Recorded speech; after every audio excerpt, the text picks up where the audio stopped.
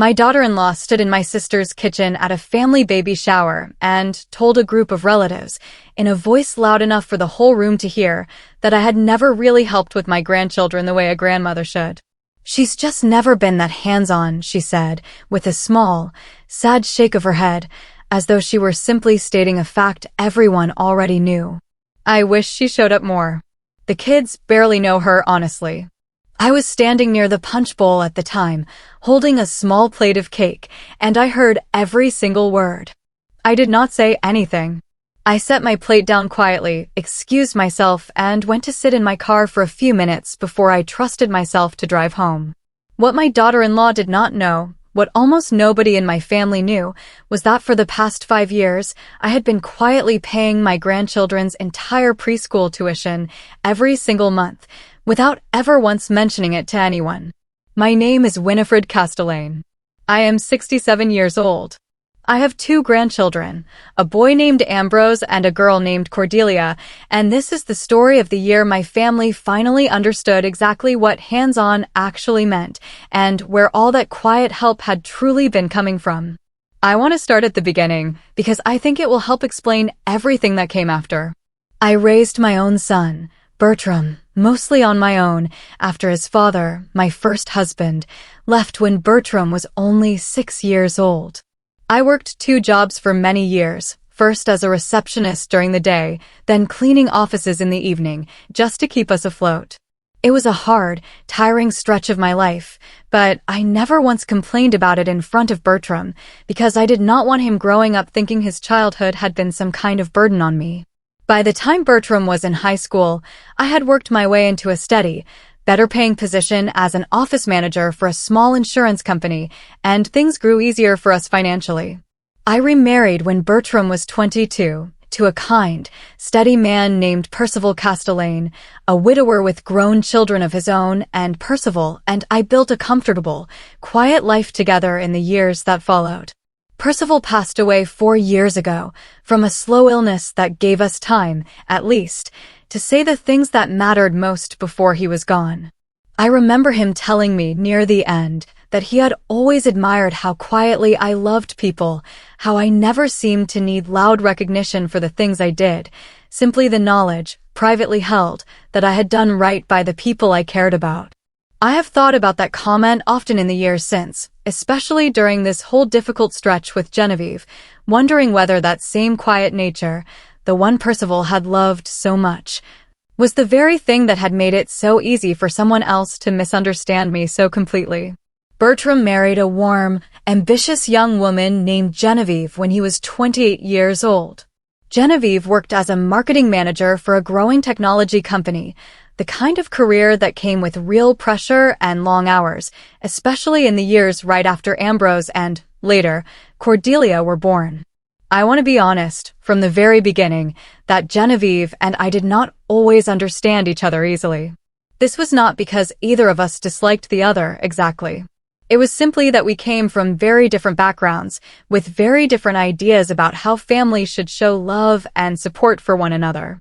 Genevieve had grown up in a large, close, loud family, the kind where relatives showed up at every event, called constantly, hugged easily, and expressed their feelings openly and often. I had grown up quieter, and had raised Bertram in an even quieter household, just the 2 of us for many years, learning early that love did not always need to be loud to be real.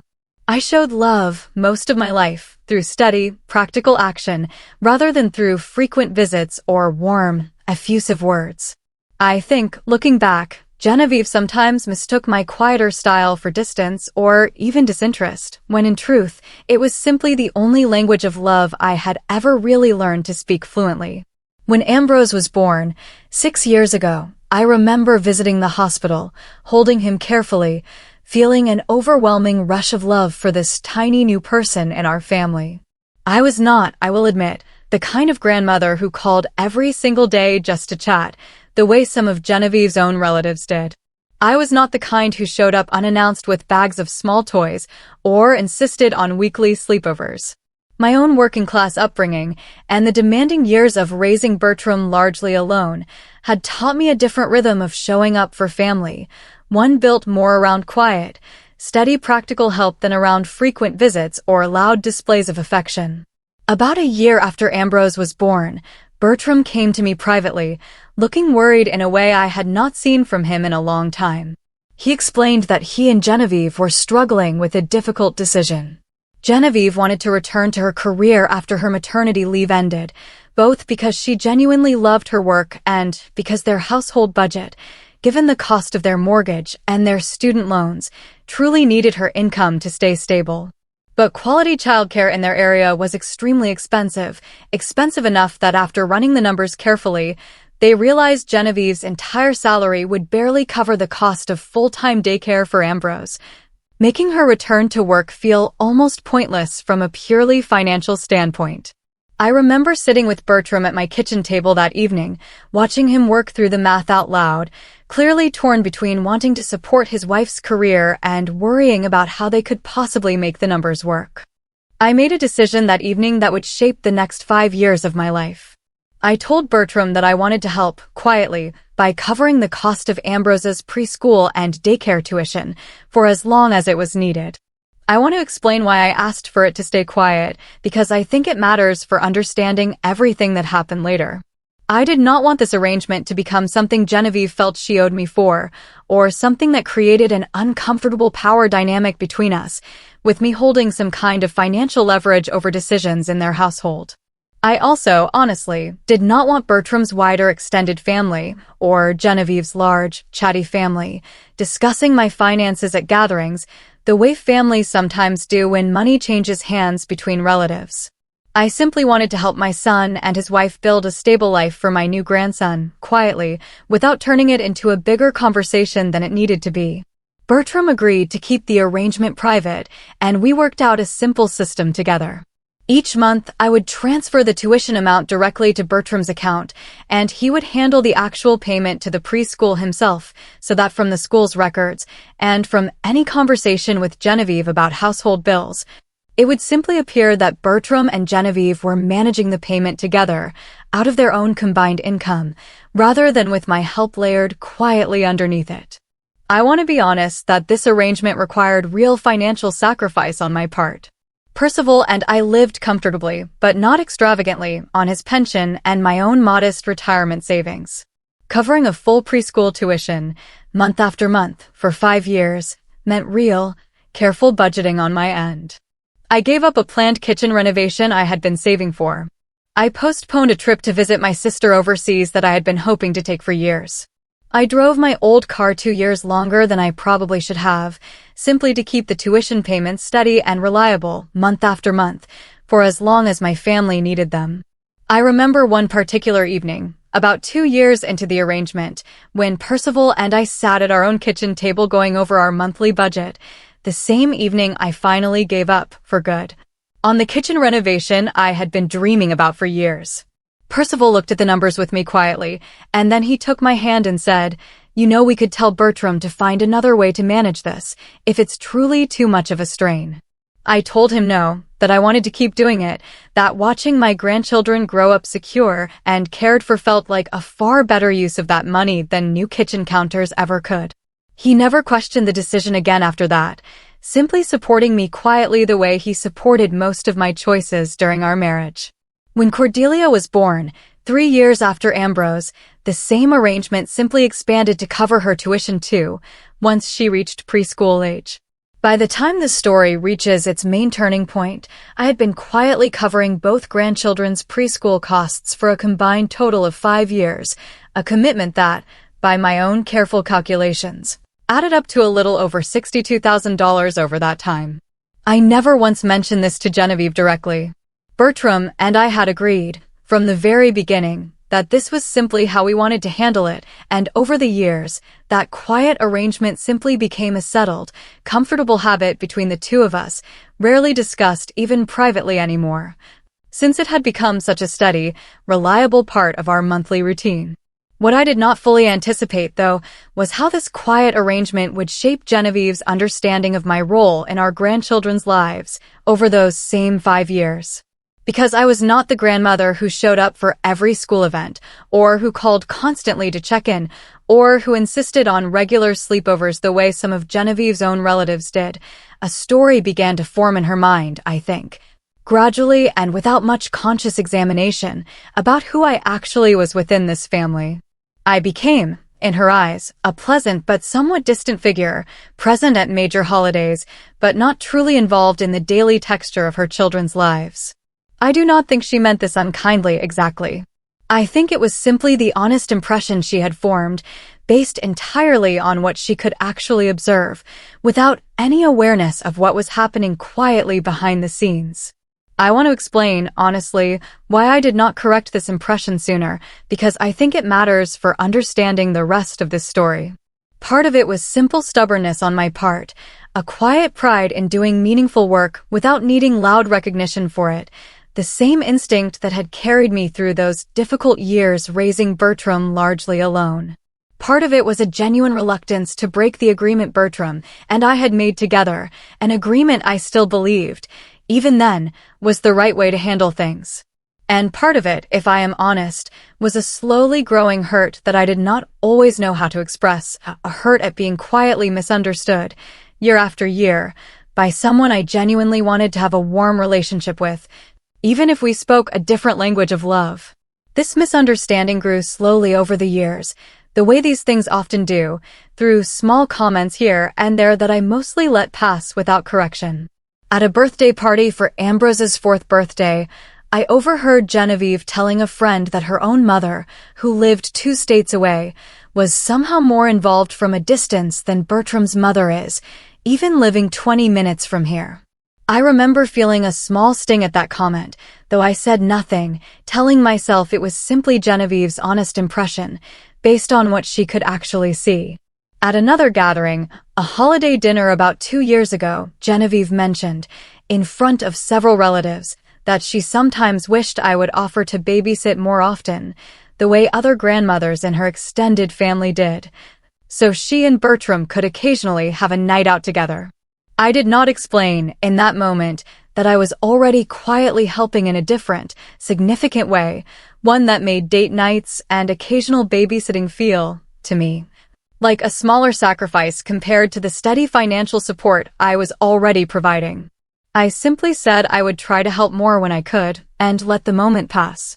There was another moment, about a year before the baby shower, that I still think about often. Ambrose had a small school event, a simple little preschool performance where the children sang a few songs for the parents and grandparents gathered in folding chairs. I had a scheduling conflict that particular morning, an appointment with my own doctor that I could not easily move, and I was unable to attend.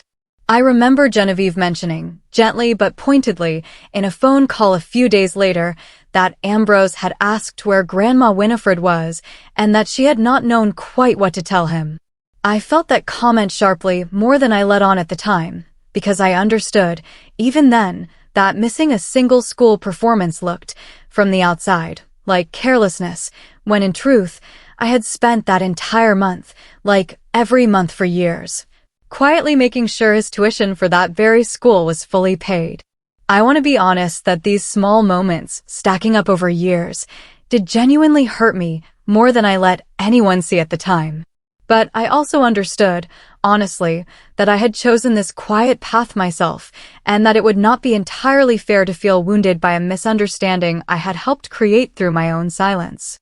The comment that finally broke something loose in me happened this past spring, at a baby shower my sister hosted for a cousin's first child.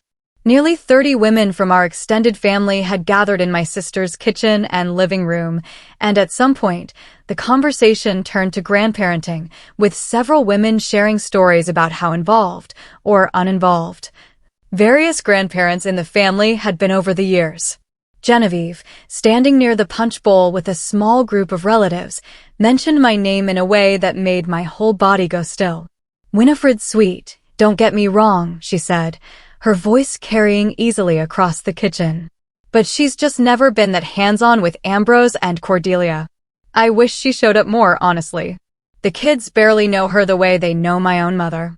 It's just a different kind of grandmother, I suppose, and I've had to make peace with that." A few women nodded sympathetically. Nobody in the room, of course, had any reason to question this, because from what any of them could actually observe, it appeared entirely true. I stood near the punch bowl, holding a small plate of cake, feeling something old and tired settle over me. 5 years. $62,000. Countless careful budgeting decisions, a postponed kitchen renovation, a delayed trip to see my sister, an old car driven 2 years longer than it should have been, all of it quietly poured into making sure my grandchildren had stable, quality preschool care while their mother pursued the career she loved. And here she stood, in front of nearly 30 relatives, describing me as simply not that hands-on, a phrase that could not have been further from the truth of what I had actually been doing, quietly, for 5 straight years. I did not say anything in that moment.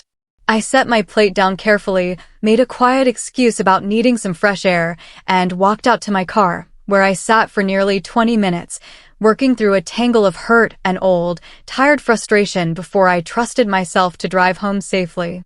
I want to explain what I decided to do next, because I think the way I handled it matters more than the sting of the comment itself. I did not confront Genevieve that day, in front of the whole party, the way some part of me might have wanted to in the raw heat of that moment. I have never been someone who handles hurt well in front of an audience, and I did not want our first honest conversation about this to happen as a public scene at my sister's baby shower. Instead, I called Bertram that same evening, once I had calmed down enough to speak clearly, and told him everything I had overheard. He was quiet for a long moment on the phone, and then he said, softly, "Mom, I think it's time we told her." I should have insisted on this years ago, honestly. I let the quiet arrangement become too comfortable, without ever stopping to think about how it might be shaping Genevieve's understanding of you. I agreed, and together we planned a quiet conversation, just the 3 of us, at Bertram and Genevieve's house, about a week later, once I had time to gather myself and think clearly about how I wanted to explain everything. I want to describe that conversation carefully because I think it shows something important about how these difficult family misunderstandings can actually unfold when approached with patience rather than pure hurt. We sat together at their kitchen table, the children already asleep upstairs, and Bertram began by explaining, gently, that there was something important he and I needed to share with her. Something we had kept private for 5 years for reasons that had made sense to us at the time, but that we now understood had caused a real misunderstanding. I brought a simple folder with me, one I had put together that week, containing 5 years of bank transfer records, showing the steady monthly payments I had made toward Ambrose and Cordelia's preschool tuition, along with a brief note explaining the total amount over the full 5 years. Genevieve looked through the folder slowly, her expression shifting from confusion to something that looked, unmistakably, like genuine shock. "This is," she said, trailing off, looking up at me. "Winifred, this is every single month for 5 years. This is the entire tuition, both kids." I had no idea. Bertram told me we managed this ourselves, out of our own budget. "That was the arrangement your husband and I agreed to, from the very beginning," I told her gently.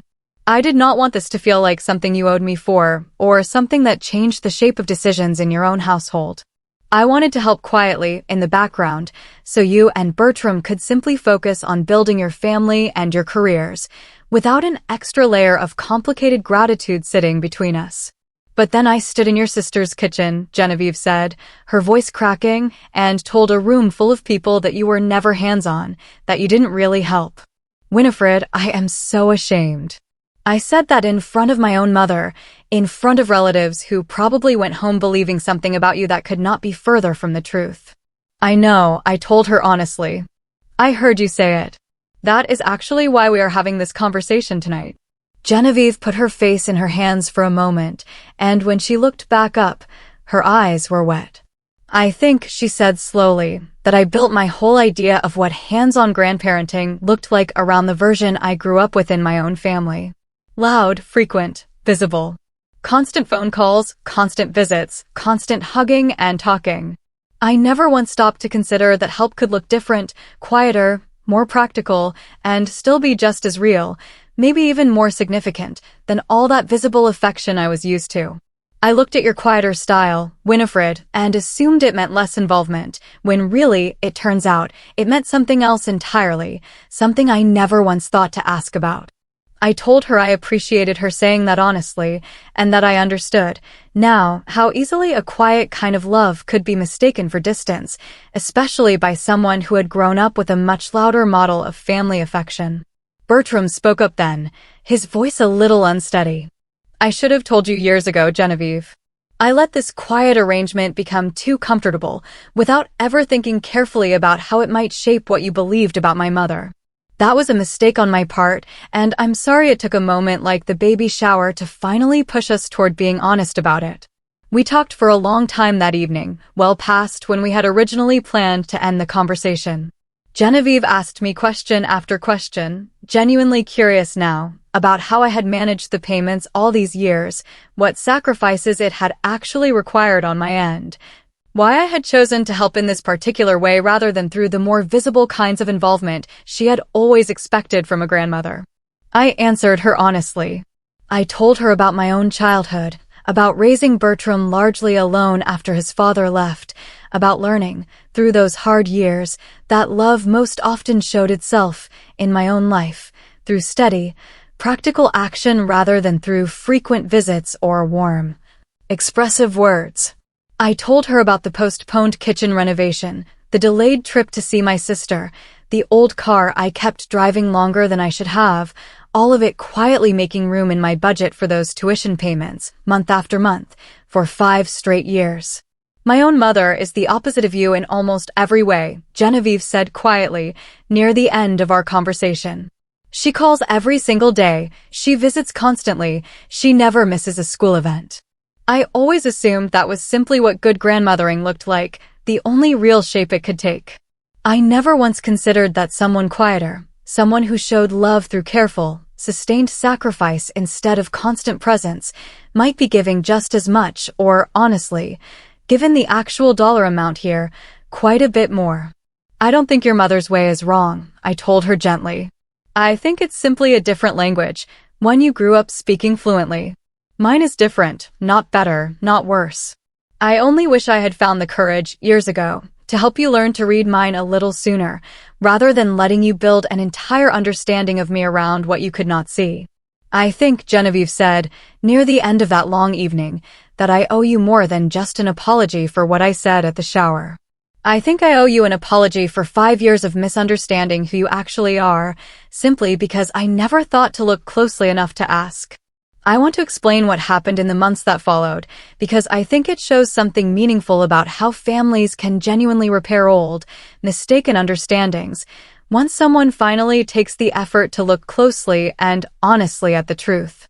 Genevieve began, in the weeks after that conversation, making real, visible efforts to include me differently in her understanding of our family. She started calling more often, not out of obligation, but genuinely curious now about my own life, my own history, the years before I became simply Bertram's mother in her mind. She began telling Ambrose and Cordelia, in simple terms a young child could understand, that Grandma Winifred had helped make their preschool possible, teaching them, gently, that love can look many different ways, quiet as well as loud. At the next family gathering, a smaller dinner about 2 months later, Genevieve stood up before dessert was served and asked if she could say something to the small group gathered there. She talked about the misunderstanding at the baby shower, about how ashamed she still felt about it, and then, turning to me, she said, clearly and without any of her old easy assumption, I said something careless and wrong about my mother-in-law a few months ago. Calling her uninvolved, not hands-on.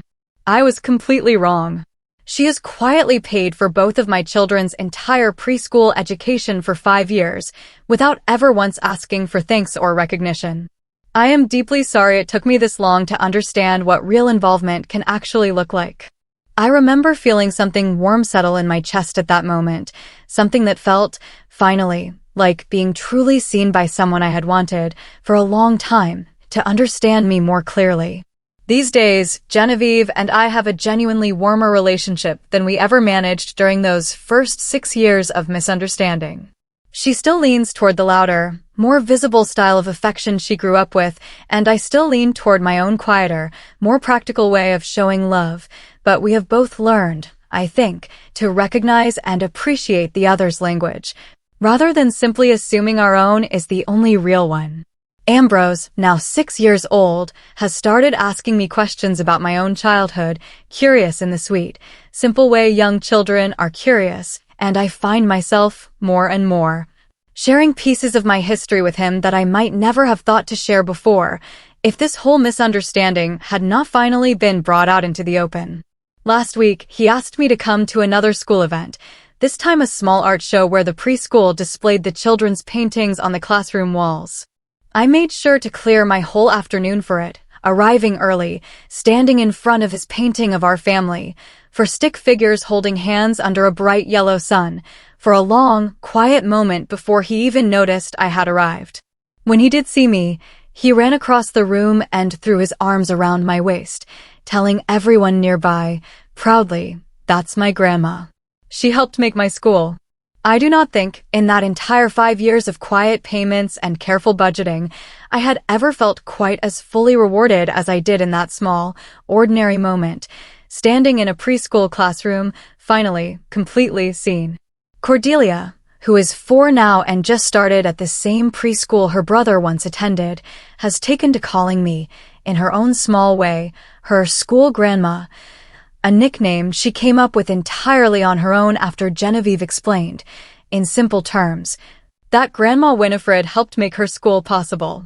I remember the first time she said it, tugging on my sleeve at pickup one afternoon, announcing proudly to her teacher that I was her school grandma, and I had to turn away for a moment to hide how much that small phrase moved me.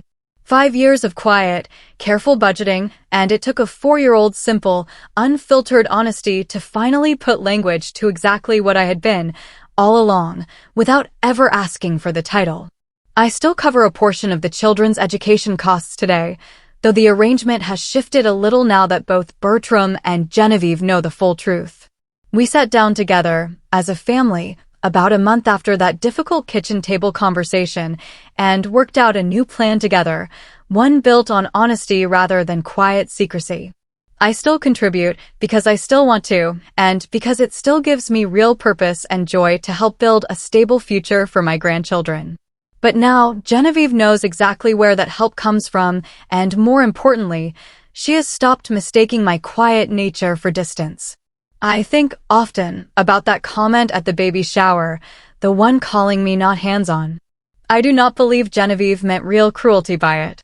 I think she simply believed, honestly and without much examination, a story about my involvement that had been sitting there, unquestioned, for 5 years, because I had never once insisted on correcting it. I have learned something important from all of this, something I try to remember even now. Love does not always look the same, from person to person, or from generation to generation. Some people show love loudly, with frequent visits and warm words. Others show love quietly, through steady, practical sacrifice that nobody may ever think to ask about. Neither way is wrong. But a family needs honesty, at the very least, so that quiet love does not get mistaken, year after year, for something smaller than it truly is. I think, too, about how many other grandmothers out there might be living some version of this same quiet story. Women who send money quietly, without fanfare, to help with a grandchild's needs. Women who show up for the unglamorous, practical parts of family life, the bills, the budgets, the steady behind-the-scenes support, while someone else gets credited with being the hands-on one simply because they show up more visibly, more loudly, more often. I do not say this to diminish the value of visible, frequent presence. Genevieve's own mother's constant calls and visits are a real and valuable gift too, in their own right. I simply believe, now more than ever, that families should be careful not to measure love only by its volume, only by how easily it can be seen and counted from across a room. My sister, when I finally told her the full story a few months after everything came out into the open, said something I have carried with me since. "You always were the quiet one, even as girls," she told me. "I used to worry, sometimes, that people would overlook you, simply because you never made a fuss about anything." I'm glad the truth finally caught up with how much you've actually been doing all these years for that family. I told her I was glad too, though I also told her, honestly, that I did not regret the quiet years themselves, only the misunderstanding that had grown up alongside them. The work itself, the steady, patient sacrifice of helping build a stable life for my grandchildren, had never once felt like a burden to me. It had simply felt like love, doing what it does best, quietly, in the background, exactly the way I had always known how to give it.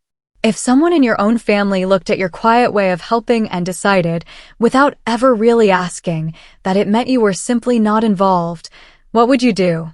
Would you let the comment slide, the way I nearly did for 5 long years? Or would you finally do what I did and open that folder, letting the truth of your own quiet love finally speak for itself?